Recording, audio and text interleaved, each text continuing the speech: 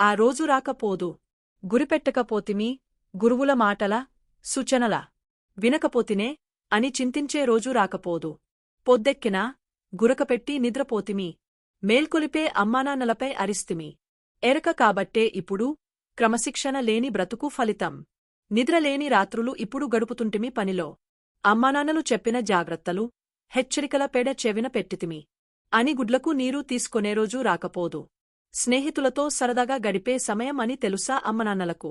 ఆ సమయంలో ఫోను చేసినా ఎత్తకపోతిమి. ఎత్తినా చెరాకు పడితిమి. అమ్మానాన్నల డబ్బుల వెల్లదీస్తున్న సరదాబాబువైన నీకు. తరలిపోయిన తల్లిదండ్రులు వేరే లోకానికి.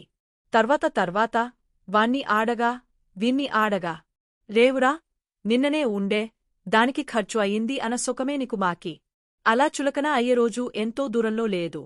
అసలు నిజమైన స్నేహితులు ఎవరో, ఉపయోగించుకున్నది ఎవరో తెలువకపోదు. కన్నవారి మాటల వినక విచ్చలివిడిగా ఖర్చులు పెట్టిన ఫలితం తెలువకపోదు. ఎక్కడా అప్పు పుట్టక. ఇలాంటి వారిని చూసే వెనుకట ఈ సామెత పుట్టింది. మింగమెతుకు లేదు, మీసాలకు సంపెంగ నూనె. వొప్పలకు పోయి అప్పుల తీర్చ అప్పులు పుట్టక నేరాలకు పాల్పడ్డమా చిప్పకుడే. ఉన్ననాడు తెలివి కలిగకూడ బెట్టరా. లేనినాడు ఒడలు వంచి కష్టపడరా. కొండలైన కరిగా ఫోవు కూర్చుని తింటే అని పాట ఉన్నది. రాబోయే డబ్బులు రాకముందే ఆడంబరాలకు, సరదాలకు అప్పుముప్పు వద్దు. మితం హితం, అదుపు పొదుపు క్షేమం. ఉన్నంతలో ఉండడం ఉత్తమం. మంచం ఎంతో అంత కాలు చాపాలి అన్నారు ఆనాడు. విన్నారా దివాలా తీయరు ఈనాడు.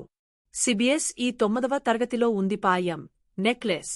అరువు సొమ్ము బరువు, చేటు, కదా మన తెలుగు పెద్దలు అన్నారు. ఈ పాయంలో ఓ ఫంక్షన్కి పక్కింటి ఆవిడ నెక్లెస్, అది రోల్డు గోల్డుది.